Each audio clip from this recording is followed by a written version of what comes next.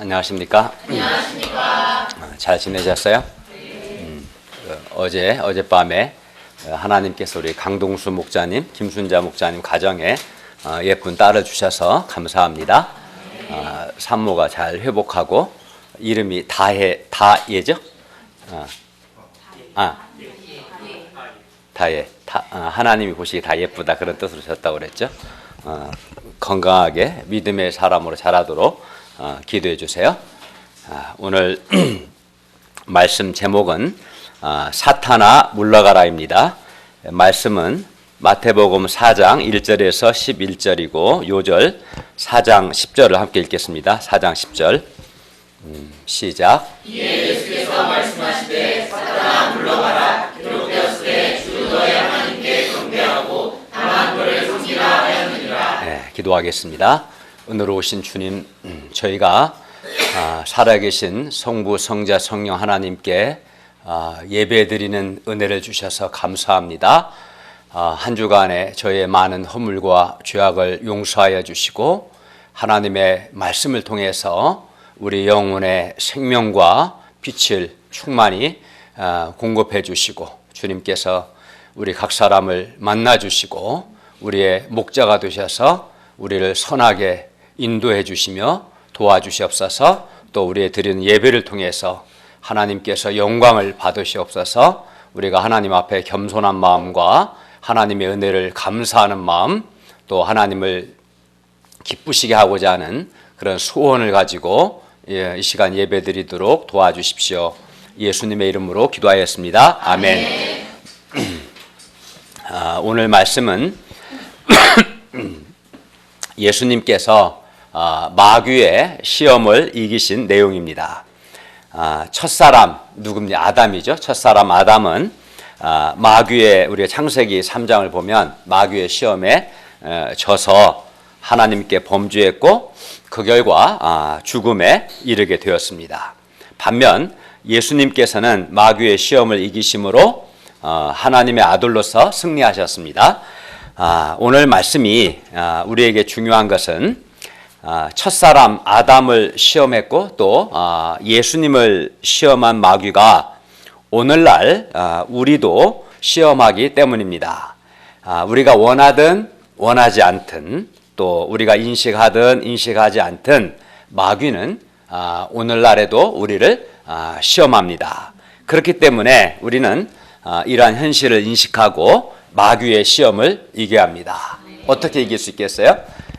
문제가 뭐고 답이 뭔가를 알면 이길 수 있죠. 오늘 말씀을 통해서 마귀가 어떻게 시험하는가, 또 예수님이 어떻게 마귀의 시험을 이기셨는가 잘 배워서 우리도 마귀의 시험을 이길 수 있기를 바랍니다.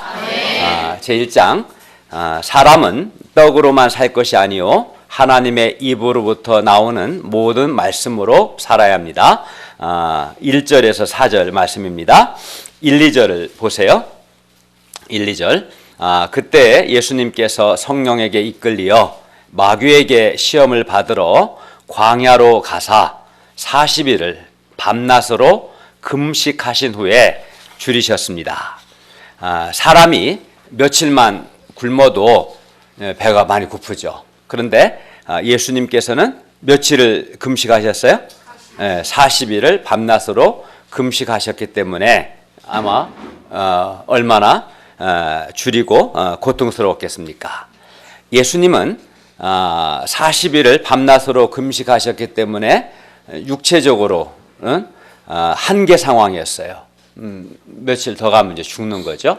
그러니까 죽기 직전 상황이었던 것이죠.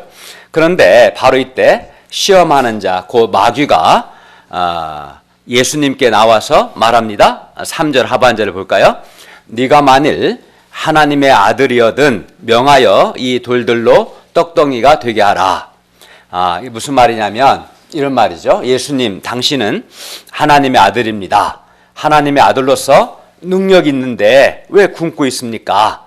하나님의 아들의 능력으로 이 돌들을 떡으로 만들어서 드세요. 그래야 살 수 있고 또 살아야 하나님의 아들로서의 사명도 감당할 수 있는 거 아닙니까? 이렇게 말하는 거예요. 그러니까 예수님은 40일을 밤낮으로 금식하셨기 때문에 당장 이 굶주림의 문제를 해결하지 않으면 죽을 수도 있습니다. 따라서 마귀의 제안대로 하셔야 할 것 같습니다. 또 그렇게 하셔야 살 수가 있고 또 살아야 하나님의 아들의 사명도 감당할 수 있을 것 같습니다. 그래서 마귀의 제안이 그럴듯하지 않아요? 아주 그럴듯하죠. 합리적이잖아요. 아니 하나님 아들의 능력이 있는데 왜 가만히 계시는가? 하나님 아들의 능력으로 돌들을 떡덩이로 만들어서 먹고 그래야 살지. 계속 안 먹고 있으면 죽잖아요. 또 살아야 하나님의 아들의 사명도 감당할 수 있지 않는가? 이렇게 제안한 거죠. 그러나 내가 만일 하나님의 아들이거든 명하여 이 돌들로 떡덩이가 되게 하라는 마귀의 이 제안은 예수님을 넘어뜨리고자 하는 마귀의 시험이었습니다. 이게 유혹이었던 거예요.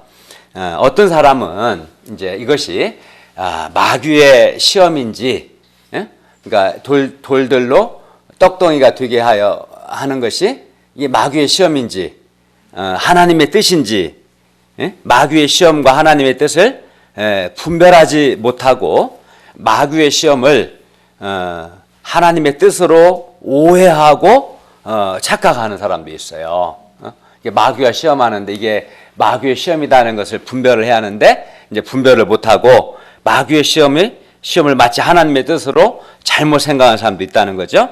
우리는 마귀의 시험과 하나님의 뜻을 분별할 수 있어야 돼요. 이게 마귀의 시험인지 아니면 하나님의 뜻인지를 분별을 할 수 있어야겠죠.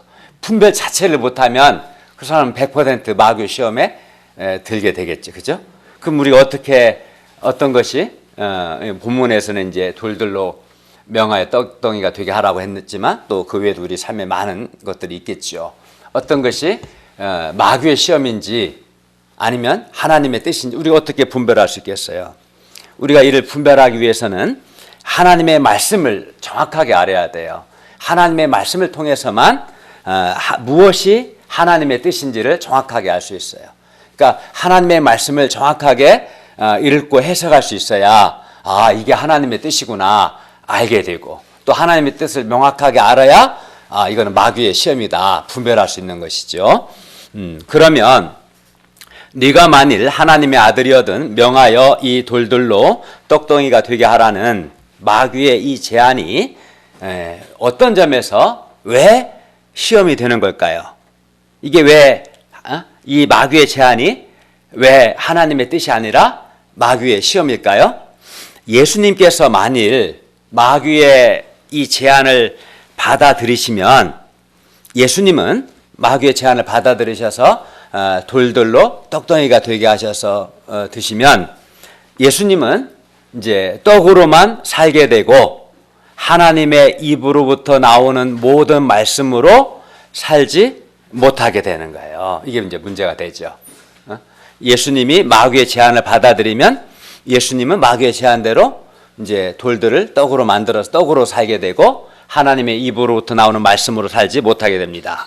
마귀는 예수님이 떡으로만 살고 하나님의 입으로부터 나오는 모든 말씀, 즉 하나님의 말씀으로 살지 못하도록 하기 위해서 지금 예수님을 시험하고 유혹하고 있는 것입니다. 마귀가 정말 원하는 것은 바로 마귀가 원하는 건 이런 거예요. 사람이 하나님의 말씀으로 하나님의 모든 말씀으로 살지 않고 떡으로만 살게 하는 것. 이제 그렇게 해서 하나님과 사람의 관계를 단절시키는 것. 이게 마귀가 원하는 거죠. 그러나 사람이 떡으로만 사는 것은 그러니까 사람이 떡으로만 사는 것은 결코 하나님의 뜻이 아닙니다. 예수님께서 마귀의 제안을 받아들여 돌들로 떡덩이가 되게 하면 예수님은 사람이 살기 위해서는 먼저 일단은 떡이 있어야 한다. 그리고 그 떡을 먹어야 하고 그래서 사람은 떡으로 사는 존재다라는 것을 예수님 자신이 인정하게 되는 거예요. 40일 굶어봐라. 장사 없다. 일단은 먹어야 살지. 먹으려면 떡이 있어야지. 그래서 무엇보다도 돌들 명해서라도 떡을 만들고 떡을 먹어야 산다. 이게 사람은 그런 존재다. 떡으로 사는 존재다. 떡이 있어야 한다. 이걸 인정하게 되는 거예요. 그리하여 사람이 살기 위해서는 하나님의 말씀보다도 뭐에다가 떡에 더 우선순위를 두게 하는 거예요. 떡을 먼저 먹어야 사니까.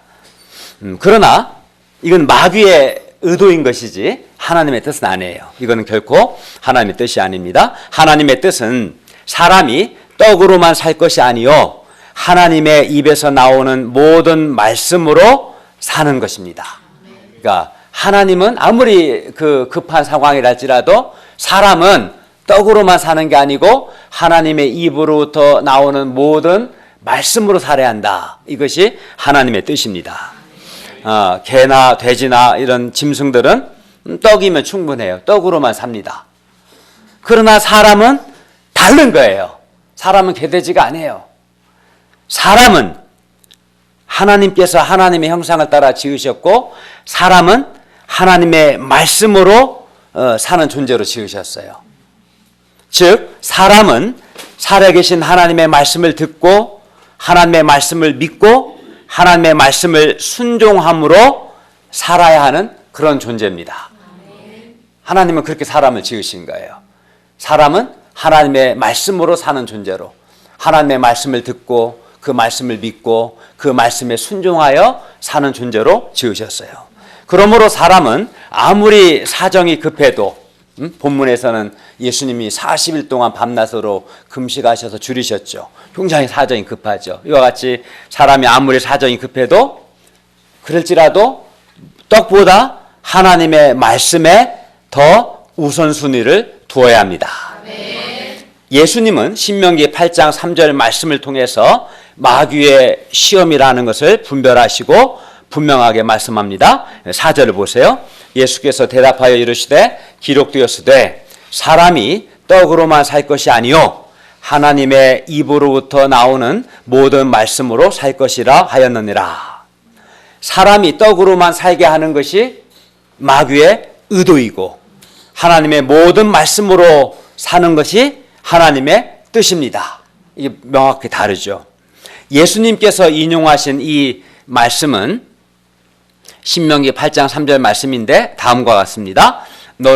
신명기 8장 3절 말씀이에요. 너를 낮추시며 너를 줄이게 하시며 또 너도 알지 못하며 내 조상들도 알지 못하던 만나를 너에게 먹이신 것은 하나님이 그렇게 하신 거예요. 이스라엘 백성을.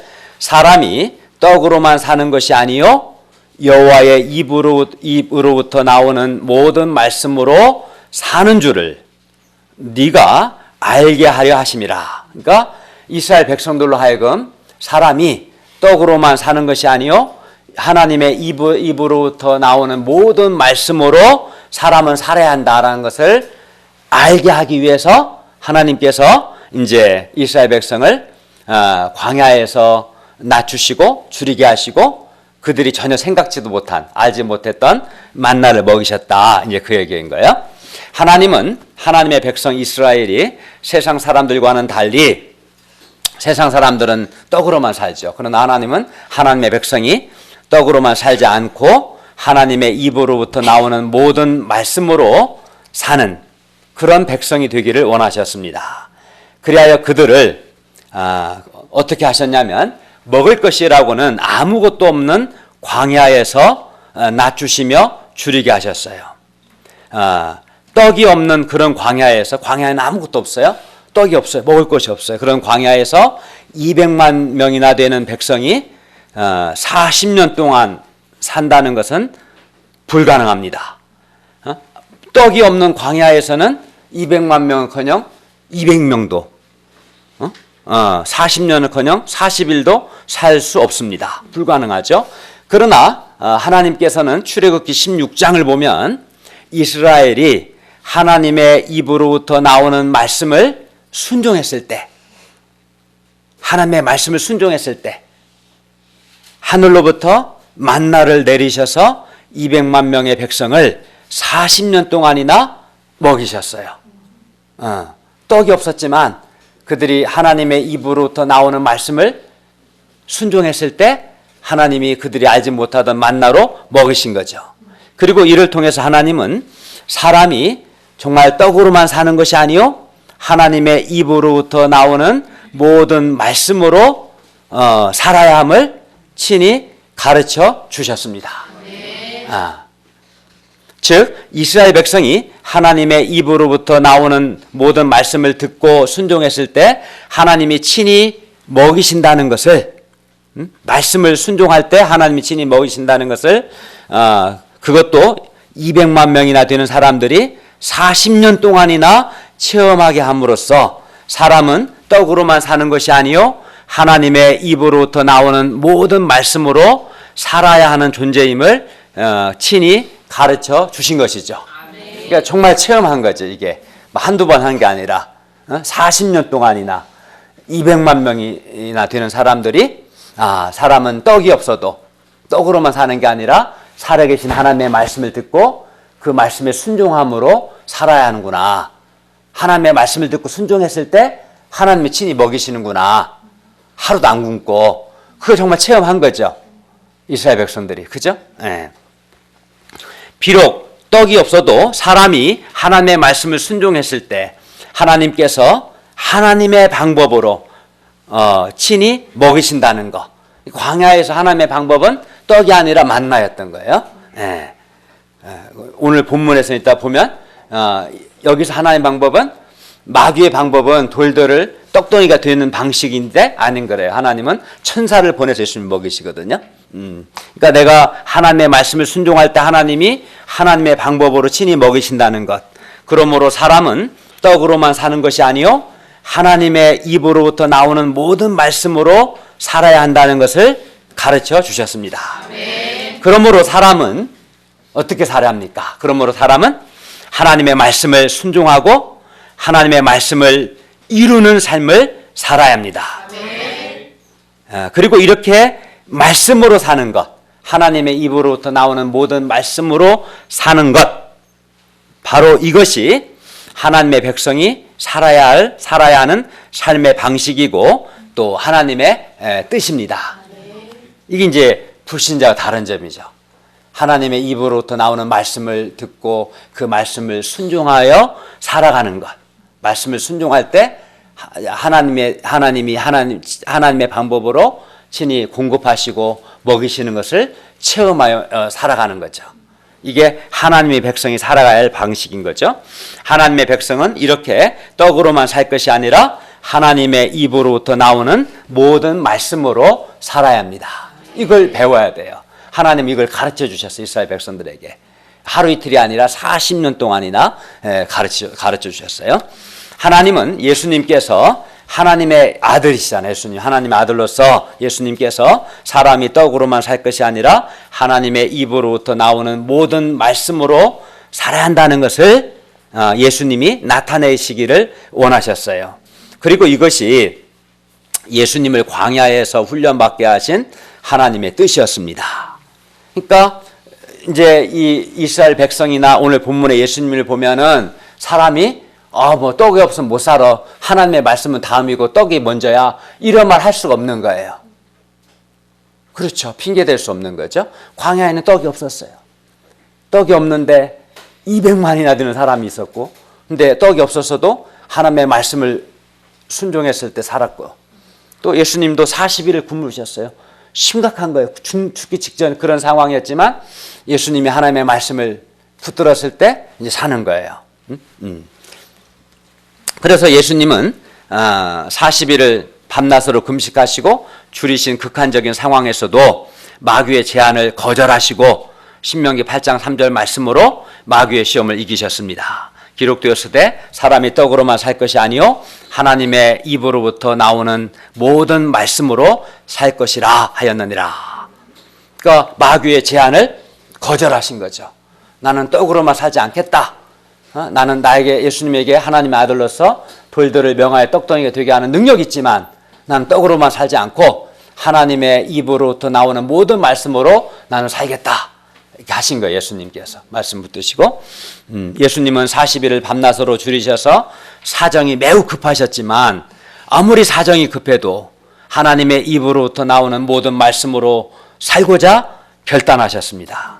그러므로 우리도 마귀의 시험을 이기기 위해서는 예수님과 같이 아무리 내 사정이 급해도 하나님의 입으로부터 나오는 모든 말씀으로 살고자 하나님의 말씀을 듣고 하나님의 말씀을 믿고 하나님의 말씀에 순종함으로 살고자 우리도 결단해야 합니다. 아멘.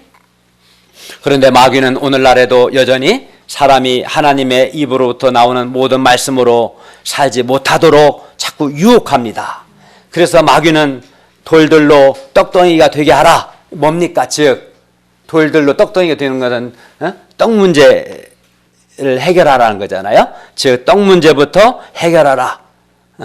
하나님의 말씀보다 떡 문제 해결에 우선순위를 두라고 자꾸 유혹합니다.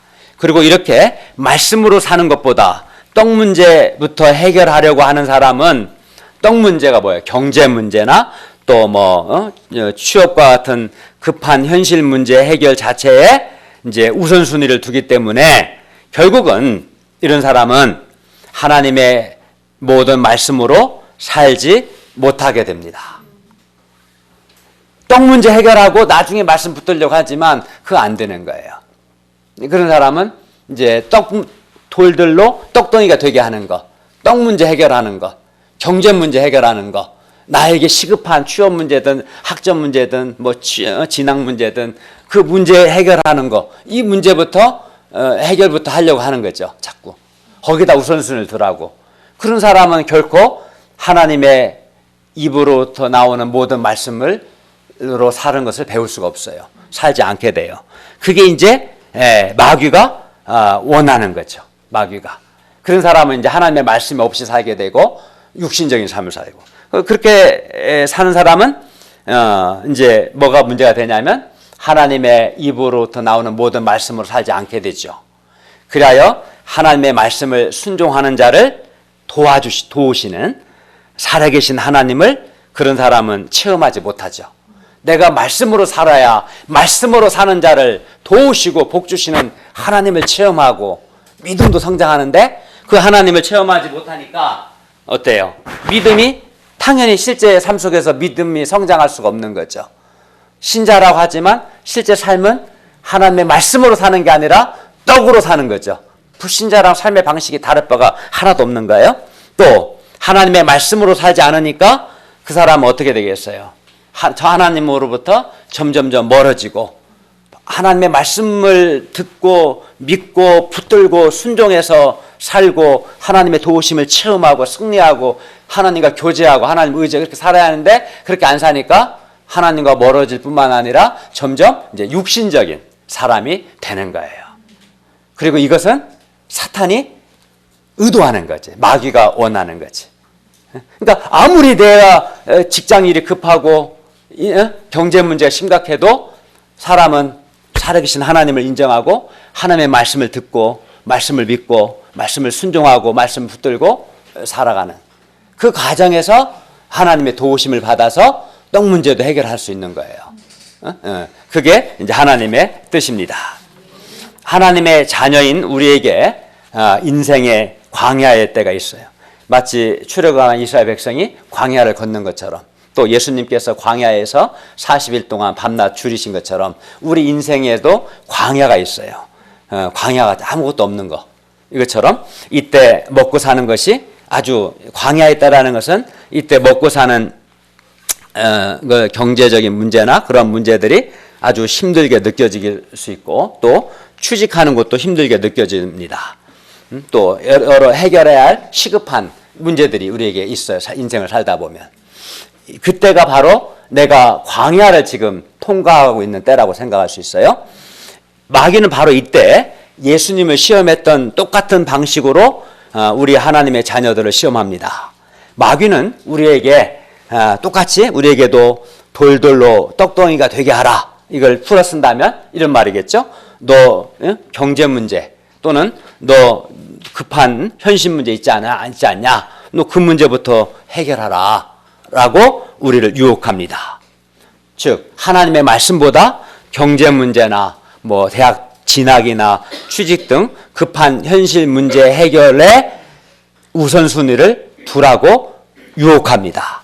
그리고 우리가 마귀의 이 제안을 받아들이면 우리는 하나님의 입으로부터 나오는 모든 말씀으로 살려고 하기보다, 즉 하나님의 말씀을 믿고 순종함으로 경제 문제나 현실 문제 해결하려고 하기보다 경제 문제나 현실 문제 해결 그 자체에 우선순위를 두게 되고 우리의 마음과 시간과 능력을 사용하게 될 것입니다. 그리고 그 결과 우리는 하나님의 입으로부터 나오는 모든 말씀으로 살지 않고 떡으로만 사는 육신적인 자로 전락하고 말 것입니다. 마귀의 의도대로 되는 것이죠. 그리하여 이런 사람은 그렇게 마귀의 의도대로 되고, 이런 사람은 말씀을 순종하는 자, 즉 말씀으로 사는 자를 도우시는 살아계신 하나님을 체험하지 못합니다. 이스라엘이 그 떡이 없는 광야에서 출애굽기 16장을 보면 하나님의 말씀을 순종했을 때 하늘에서 비같이 만나를 하루 이틀도 아니고 40년 동안이나 내리셔서 먹이신 하나님을 체험했어요. 말씀으로 살았을 때 하나님을 체험한 거죠. 죽지 않고 승리한 거죠.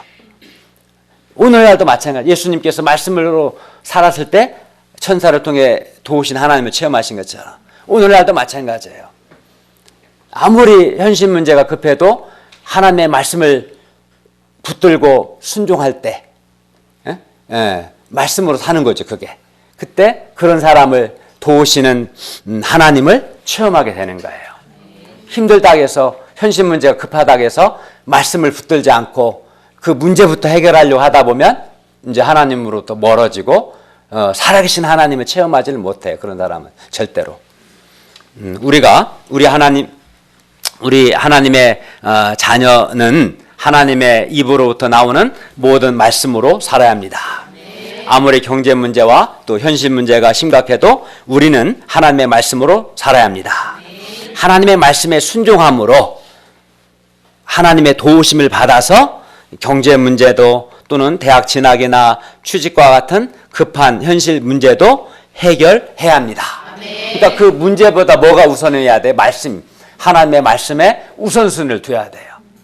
말씀을 듣고 말씀을 의지해서 해야지 문제부터 해결하려고 하면은 돌을 떡덩이로 만드는 경제 문제, 현실 문제부터 해결하는 것은 하나님의 백성이 살아야 할 방식이 아닌 거죠. 우리가 하나님의 말씀으로 정말 살고자 한다면, 즉 우리가 하나님을 믿고 먼저 하나님의 말씀에 순종해서 믿음의 길, 사명인의 길을 가고자 한다면 하나님께서 친히 우리를 먹여주시고 하나님의 방법으로 우리의 경제 문제와 여러 현실 문제도 반드시 해결해 주십니다. 아멘. 실제로 11절에 보면 예수님께서 마귀의 시험을 이기셨을 때, 마귀의 제안을 거부하셨을 때 하나님께서는 돌들을 떡덩이가 되게 하는 방식이 아닌 그 마귀의 방식이었죠. 천사들을 보내서 예수님을 수종들게 하셨습니다. 여기서 수종들게 했다는 것은 음식을 공급했다라는 뜻입니다. 그러므로 우리도 예수님과 같이 비록 우리의 현실 문제가 아무리 급하고 심각할지라도 하나님의 모든 말씀으로 살 수 있기를 기도합니다. 그리하여 말씀으로 사는 자, 말씀을 붙들고 순종함으로 사는 자를 도우시고 복주시는 살아계신 하나님을 체험하고 승리하는 삶을 살 수 있기를 기도합니다. 그러니까 우리 마음에 결단이 있어야 돼요. 나는 아무리 인생 문제가 심각하고 문제가 복잡하고 경제 심각하고 취업이 급하고 그래도 하나님의 말씀에 우선순위를 두고 하나님의 자녀답게 하나님의 입에서 나오는 모든 말씀을 의지하여 말씀을 순종하여 살겠습니다. 그런 분명한 믿음의 결단을 할 수 있기를 바랍니다. 제2장 주 너의 하나님을 시험하지 말라. 5절에서 7절입니다. 5, 6절을 보십시오. 마귀는 예수님을 거룩한 성 예루살렘 성으로 데려다가 성전 꼭대기에 세우고 네가 만일 하나님의 아들이거든 한번 뛰어내리라고 유혹했습니다. 그리고 시편 91편 11, 12절 말씀을 근거로 말합니다. 그가 너를 위하여 그의 천사들을 명하사 그들이 그들의 손으로 너를 붙들어 발이 돌에 부딪히지 아니하게 하리로다. 이제 시편 말씀을 인용해서 예수님을 시험했습니다. 천사들이 그들의 손으로 너를 붙들어서 너의 발이 돌에 부딪히지 아니하게 할 것이다. 그러니까 어떻게 하라는 거예요? 뛰어내리라는 거죠. 그러나 예수님께서 성전 꼭대기에서 뛰어내리는 것은 이게 하나님의 뜻일까요? 하나님의 뜻이 아닙니다. 사탄이 하나님의 말씀을 인용했지만 이건 잘못 해석한 거죠.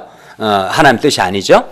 왜 그렇습니까? 왜냐하면 예수님이 성전 꼭대기에서 뛰어내리는 것은 하나님을 신뢰하는 것이 아니라 하나님을 시험하는 것이기 때문입니다.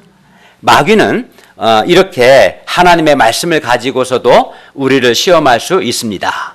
마귀가 하나님의 말씀을 인용해서 시험하기 때문에 이러한 시험은 분별하기가 쉽지 않습니다. 그러므로 우리는 하나님의 뜻을 정확하게 알아야 합니다. 그리고 이를 위해서는 아까 말씀드린 것처럼 성령님의 도우심을 받아서 성경을 정확하게 해석할 수 있어야 합니다. 그러니까 말씀을 통해서 말씀을 정확하게 해석해야 돼요. 그러려면 성령님의 도우심을 받아서 말씀을 정확하게 해석해야 하나님의 뜻이 뭔지, 또 이거는 마귀의 시험인지 하나님의 뜻인지를 분별할 수가 있고, 그래서 마귀의 시험을 이길 수가 있는 거예요. 근데 어떤 사람들은 보면 성경을 잘못 해석해요. 그래서 마귀에 말려드는 것을 봐요. 안타까워요. 그러면 안 되겠죠? 마귀의 시험의 목적은 마귀가 뭘 위해서 시험합니까? 하나님께 대한 예수님의 신뢰를 무너뜨리는 것. 이게 이제 마귀의 시험의 목적이었어요. 예수님께서 마귀의 이 제안대로 만약 성전 꼭대기에서 뛰어내리신다면 그것 자체가 하나님을 시험하는 것이 돼요. 왜 그렇습니까? 왜냐하면 예수님께서 정말 하나님을 신뢰한다면 하나님께서 예수님을 보호해 주시는지 보호해 주시지 않는지 굳이 확인할 필요가 있어요, 없어요? 없죠. 신뢰하는데 왜 확인해요? 확인 들어간다는 것은 못 믿겠다는 것을 전제로 하는 거지. 못 믿으니까 정말 그런지 안 그런지 한번 확인해 보겠다는 거잖아요. 그렇죠? 네. 하나님의 보호를 확인하는 것 자체가 하나님께 대한 불신, 하나님을 믿지 않는 것을 전제로 하기 때문에 그렇습니다. 우리가 하나님을 정말 전적으로 신뢰한다면 하나님의 보호를 확인할 필요가 없습니다. 하나님을 신뢰한다는 게 뭐겠어요? 하나님이 살아계시고 하나님이 나를 보호하시고 하나님이 나를 사랑하시고 하나님이 선하시고 하나님이 신실하게 나를 인도하실 것이다. 그걸 믿는 거지. 정말 그걸 하나님을 신뢰하는 거죠. 그러면 예수님께서 마귀의 시험을 어떻게 물리치셨습니까? 7절 한번 읽겠습니다. 7절 시작. 예수께서 이르시되 또 기록되었으되 주 너의 하나님을 시험하지 말라 하였느니라 하시니. 이 말씀은 신명기 6장 16절 말씀을 인용한 말씀입니다. 신명기 6장 16절 말씀은 다음과 같아요. 너희가 마사에서 시험한 것 같이, 마사에서 이제 그들이 하나님을 시험했는데 시험한 것 같이 너희의 하나님 여호와를 시험하지 말고, 이 말씀을 이제 인용해서 말씀하신 거예요. 이스라엘 백성들은 마사라는 광야 여정에서 마사라는 지역에서 마실 물이 없었습니다. 이제 사람이 마실 물이 없다는 건 심각하죠. 마실 물이 없으면 죽을 수도 있어요. 그리하여 백성들은 하나님이 우리 중에 계신 거야 안 계신 거야 하며 하나님을 시험했습니다. 그러니까 하나님께서 이제 마사에서 물이 없으니까 하나님께서 그들 중에 계시지 않는다라고 생각하고 하나님이 그들 중에 계셨는데도 불구하고 하나님이 그들 중에 계시는 것을 믿지 않았어요.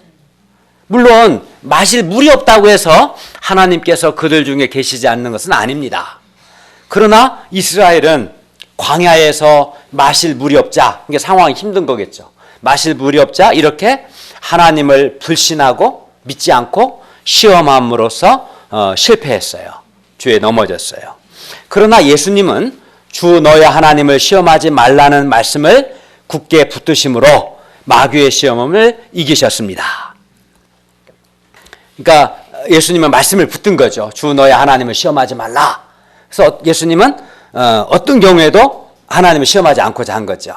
그러나 이스라엘 백성은 마사에서 물이 없자 하나님을 의심한 거죠. 그러므로 우리는 어떤 경우에도 하나님을 시험하지 말아야 합니다. 우리 인생길에 때로 어려운 상황이 있습니다. 광야에서 마실 물이 없었던 이스라엘과 같이 우리도 우리가 처한 상황이 어떤 상황에서는 도저히 하나님이 계시지 않는 것처럼 느껴질 때가 있어요. 하나님이 안 계신 것 같고 하나님이 나와 함께하지 않는 것 같고 하나님이 나를 도와주시지 않는 것 같고 그렇게 느껴지는 때가 있어요. 인생을 살다 보면 늘 어떻게 좋은 일만 있겠어요. 광야를 지날 때가 있고 힘든 일을 겪다 보면 정말 하나님이 하나도 안 도와주시는 것 같고 그런 생각이 들 때가 있어요. 그때 그래야 이때 하나님을 불신하고 시험할 수 있어요. 그러니까 하나님의 살아계심을 또 하나님의 사랑을 하나님의 선하심을 하나님의 보호를 하나님의 신실하심을 의심하고 회의하고 불신할 수 있어요. 그러나 우리는 어떤 상황에서도 눈에 아무런 증거가 보이지 않을지라도 하나님을 시험하지 말아야 합니다. 응? 예수님처럼 주 너의 하나님을 시험하지 말라. 어떤 경우에서도 하나님을 굳게 신뢰해야 합니다. 하나님은 어떤 경우에도 결코 시험의 대상이 아닙니다. 불신의 대상, 시험해야 할 대상이 아닙니다. 하나님은 우리가 확고하게 신뢰하고 믿어야 할 대상입니다. 우리가 어떤 상황에서도 어떤 이유와 어떤 논리로도 하나님을 시험하지 않고 철저하게 하나님을 신뢰함으로 마귀의 유혹을 이길 수 있기를 기도합니다. 이런 절대적인 자세를 가져야 돼요. 그때 그러면 하나님께서 그런 마사에서 같이 물이 없는 상황이나 여러 어려운 상황 우리 인생에 허락하시거든요. 허락해요. 예수 믿는다 고난이 없는 게 아니에요. 예수 믿고 고난 많고 힘든 일도 겪는 거예요. 그러나 내가 하나님을 시험하지 않고 신뢰하면 거기에 두신 하나님의 뜻을 깨닫게 되고 또 어떤 것은 하나님이 나를 겸손케 하시는 훈련의 뜻이 있거든요. 하나님을 의지하게 하고 그래서 내 성품을 바꿔주시고 또 하나님의 도우심을 체험하기도 하시고 그래서 결국은 내가 성품도 변화되고 하나님의 도우심도 체험하고 더 성장하게 되는 거예요. 하나님을 시험하지 않고 신뢰하는 사람은 그게 아주 중요한 거지. 그러니까 하는 거 봐서 믿을까 말까 결정하는 그런 택도 안 되는 소리예요. 그거는 예수님처럼 주 너의 하나님을 시험치 말라 말씀을 붙들고 어떤 경우에도 하나님이 계시지 않는 것처럼 느껴지는 그런 상황에서조차도 하나님을 절대적으로 신뢰하는 것 그게 하나님의 뜻이고 하나님이 우리에게 원하시는 거고 그런 하나님께 대한 절대적인 신뢰가 있는 사람은 사탄의 유혹에 넘어가지 않고 어둠에 빠지지 않고 반드시 승리하는 인생을 살고 실제 삶 속에서 살아계시고 도우시는 그 하나님을 체험하고 승리하게 될 것입니다. 아멘. 그래서 그렇기 때문에 그런 삶을 살기를 원하신다면 결단을 해야 돼요. 주 너의 하나님을 시험치 말라 말씀 붙들고 어떤 경우에도 제가 하나님을 불신하지 않겠습니다. 절대적으로 하나님을 신뢰하겠습니다. 그런 자세를 가질 수 있기를 바랍니다. 제3장 주 너의 하나님께 경배하고 다만 그를 섬기라 8절에서 11절 말씀입니다. 8, 9절을 함께 읽겠습니다. 시작. 가지고 그를 데리고 지극히 높은 산으로 가서 천하만국과 그 영광을 보여 이르되 만일 내게 엎드려 경배하면 이 모든 것을 내게 주리라. 마귀는 예수님께 천하만국과 그 영광을 보여주었습니다. 우리가 천하만국과 그 영광을 우리가 한꺼번에 볼 수 없지만 만약에 누군가 여러분에게 100억 원을 준다. 100억을 주면 유혹이 되겠어요, 안 되겠어요? 100억을 주면 좋지 않을까요? 누가 나한테 100억을 주면 좋겠어요? 100억이면 큰 돈이잖아요. 그럼 할 수 있는 게 얼마나 많아요, 그죠? 집도 사고 뭐 할 수 있는 게 많잖아요. 근데 100억도 이렇게 큰 유혹이 되고 매력이 있는데 천하 만국의 영광은 얼마나 그 화려하고 찬란하겠어요, 그 영광이, 그죠? 그래서 세상 영광은 사람들에게 매혹적인 거예요, 사실은. 유혹이 되죠. 편안함을 제공해주고 화려함을 주는 거예요. 그 매력이 있죠. 왜 없겠어요? 그죠? 네. 그러니까 유혹이 되는 거죠. 그래서 많은 사람들이 세상 영광을 사모합니다. 권력을 사모하고 돈을 사랑하고 사모하고 그러는 거, 높은 지위를 사모하고 영광을 사모합니다. 그런데 마귀는 이제 자기에게 엎드려 경배하면 천하 만국 100억 정도가 아니라 천하 만국과 그 영광 전부를 다 주겠다라고 말합니다. 마귀의 시험의 핵심은 뭐냐면 아까는 하나님에 대한 불신을 심는 거거든요. 시험하는. 여기서는 하나님이 아닌 마귀에게 엎드려 마귀를 경배하는 그 쉬운 방법으로 천하 만국과 그 영광을 얻으라는 거예요. 이 세 번째 시험의 핵심은 그지? 그러니까 마귀에게 경배하는 아주 쉬운 방법으로 한 번만 딱 경배하라. 딱 한 번이면 된다. 천하 만국 그 영광 얻으라 하는 거예요. 하나님을 경배하지 않고 마귀에게 딱 한 번만 엎드려 경배하는 아주 쉬운 방법. 딱 절하면 되는 거잖아요. 여러분 주일 예배 딱 한 번만 빠지면 100억 준다면 빠지겠어, 안 빠지겠어요? 굉장히 괴롭죠. 괴롭지. 유혹이 되는 거예요, 이게. 유혹이 되는 거라니까요.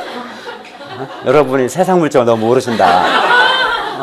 아니, 딱 한 번만 마귀에게 절하면은 천하 만국과 그 영광을 준다는데, 유혹이 얼마나 쉬워요. 딱 한 번만 눈 감으면 되는데, 딱 한 번 주일에 한 달만, 아니면 한 주만 빠져도, 내가 100억 원을 준다면은 넘어갈 사람 있을 것 같아요. 유혹이 되잖아요. 그러니까 이 마귀의 시험이 정말 진짜 시험이 되는 거예요. 그러나 이 시험 앞에서 예수님의 단호한 결단이 뭐였습니까? 10절을 보세요. 이에 예수께서 말씀하시되 사탄아 물러가라.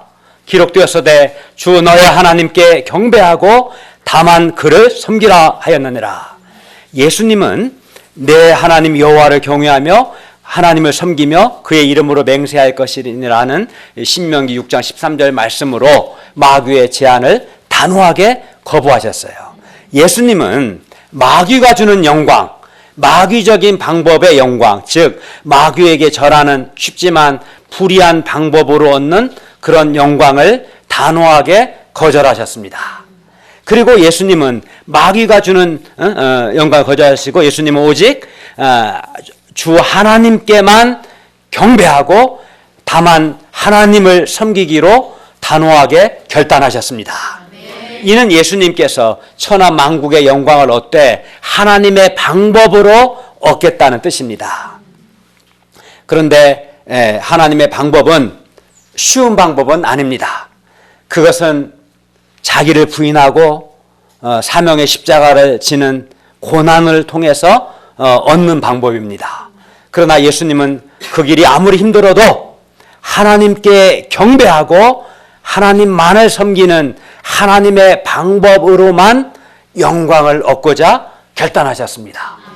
아무리 그게 쉬운 방법이라도 나는 마귀적인 방법으로 영광 얻는 것은 거부한다. 나는 하나님께 경배하고 다만 하나님을 섬기는 그 방법을 통해서만 영광을 얻겠다. 결단하신 거죠. 마귀는 오늘날도 마귀의 방법, 곧 하나님께 경배하지 않고 또 하나님만을 섬기지 않는 그런 방법으로 세상 영광을 얻으라고 유혹합니다. 뇌물을 주고 또 승진을 하라고 유혹하고 또는 부정한 방법으로 돈을 벌라고 유혹합니다. 이거 다 마귀적인 거죠. 거짓된 거니까. 마귀는 또 자기 부인과 자기 십자가, 사명의 십자가가 없는 쉬운 방법으로 신앙생활하라고 유혹합니다. 예수님은 아무든지 나를 따라오려거든 자기를 부인하고 나마다 자기 십자가를 지고 나를 따르라 말씀하셨어요. 근데 마귀는 자기 부인 없이 사명의 십자가 없이 쉬운 방법으로 신앙생활하고 영광 얻으라고 유혹합니다. 그러나 마귀의 말대로 쉬운 방법으로 세상 영광을 얻고 쉬운 방법으로 신앙생활 하려는 자들은 결코 하나님께 경배하고 하나님을 섬기는 삶을 살지 못합니다. 마귀의 종이 됩니다. 하나님의 방법은 복음 역사를 위해 우리가 예수님의 고난에 동참하는 것입니다. 자기를 부인하고 사명의 십자가를 지는 그런 고난 없이 쉽고 편하게 신앙생활하려는 자들은 결코 하나님께 경배하고 하나님을 섬기는 삶을 살지 못하고 그리하여 하나님이 주시는 영광을 얻지 못합니다. 어떤 방법으로든 영광만 얻으면 되는 것이 아닙니다. 하나님께 경배하고 하나님을 섬김으로 하나님이 주시는 그런 영광이어야 합니다. 하나님의 방법이어야 합니다. 그러므로 우리는 어떻게 합니까? 쉽게 영광을 얻으라는 유혹이 올 때, 쉽게 신앙생활하라는 마귀의 시험이 올 때 예수님과 같이 우리도 단호하게 말해야 합니다. 사탄아 물러가라. 주 너의 하나님께 경배하고 다만 그를 섬기라. 쉽게 살고자 하는 마음이 들어올 때마다 외쳐야 합니다. 사탄아 물러가라. 주 너의 하나님께 경배하고 다만 그를 섬기라. 마귀적인 방법으로 살아가려고 하는 세상 풍조에 대해서 우리는 외쳐야 합니다. 사탄아 물러가라. 사탄의 방식을 우리는 거부해야 합니다. 우리가 하나님의 방법 곧 하나님께 경배하고 하나님을 섬김으로 하나님께서 주시는 영광만을 얻고자 하는 분명한 결단을 할 수 있기를 기도합니다. 이러한 분명한 결단 있는 사람은 마귀적인 방법에 무릎 꿇지 않습니다. 신앙생활은 마음을 정하고 결단하는 거예요. 결단하지 않는 사람은 끊임없이 유혹을 받고 갈등을 하고 소진되는 거예요. 그러다가 마귀에게 붙들리게 되는 겁니다. 11절을 보십시오. 예수님께서 사탄아 물러가라 말씀하시니 마귀는 예수님을 떠나고 대신 천사들이 나와 수종들었습니다. 굶주림을 부적절하게, 뭐가 부적절합니까? 돌돌로 떡덩이가 되게 하는 방식은 부적절한 방법이었어요. 이 방법으로 굶주림을 해결하기를 거절하셨던 예수님은 이제 천사들을 통해서 가장 적절한 방식으로 굶주림 문제를 해결받으십니다. 예수님이 마귀의 제안을 거부하셨잖아요. 돌들로 떡덩이가 되는 거부하실 때 오히려 하나님께서 천사들을 보내셔서 예수님을 수종들게 하는, 음식을 드시게 하는 방법으로 문제를 해결받게 하셨어요. 또 성전에서 마귀는 뛰어내리라. 그래서 하나님 한번 시험해보라. 부적절한 거죠. 부적절하게 천사의 도움을 받기를 예수님이 거절하셨을 때 이제 하나님은 천사들을 보내셔서 가장 적절한 방식으로 예수님께서 도움을 받도록 하십니다. 마귀적 방법으로 영광 얻는 것을 거절하시고 예수님께서 십자가의 길을 가심으로 예수님께서 하나님께 경배하고 다만 하나님을 섬기셨을 때 예수님께서 하나님의 방법으로 영광을 받으셨습니다.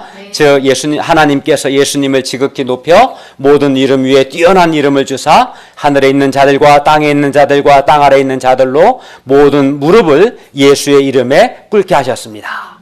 예수님이 마귀적인 방법을 거부하시고 자기 부인하시고 십자가의 길을 가셨을 때 하나님의 방법으로 영광을 얻으시고 승리하셨어요.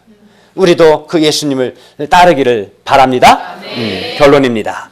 예수님을 시험했던 마귀는 오늘날 동일하게 우리를 시험합니다. 우리가 마귀의 시험을 이기기 위해서는 첫째, 일단은 마귀의 시험을 분별할 수가 있어야겠죠. 말씀을 통해서 이게 하나님의 뜻인지 마귀의 시험인지 분별할 수 있어야 합니다. 그리고 아무리 현실 문제, 경제 문제든 또 대학 진학 문제든 취직 문제든 아무리 현실 문제가 급하고 심각할지라도 하나님의 입으로부터 나오는 모든 말씀을 순종함으로 살고자 하는 분명한 결단이 있어야 합니다. 말씀으로 살지 않으면 하나님과 단절됩니다. 말씀으로 살지 않는 자는 신자가 아닙니다. 신자는, 하나님의 백성은 하나님의 입에서 나오는 말씀을 듣고 그 말씀을 믿고 그 말씀을 순종하여 사는 자고, 순종할 때 도우시는 그 하나님을 체험하며 살아가는 사람이 하나님의 자녀입니다.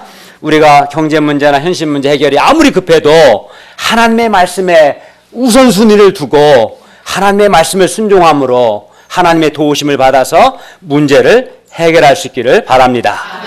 둘째, 어떤 상황에서도 하나님이 아무리 계시지 않는 것처럼 느껴지는 그런 상황이라 할지라도 하나님을 시험하지 말고 절대적으로 하나님을 신뢰해야 합니다.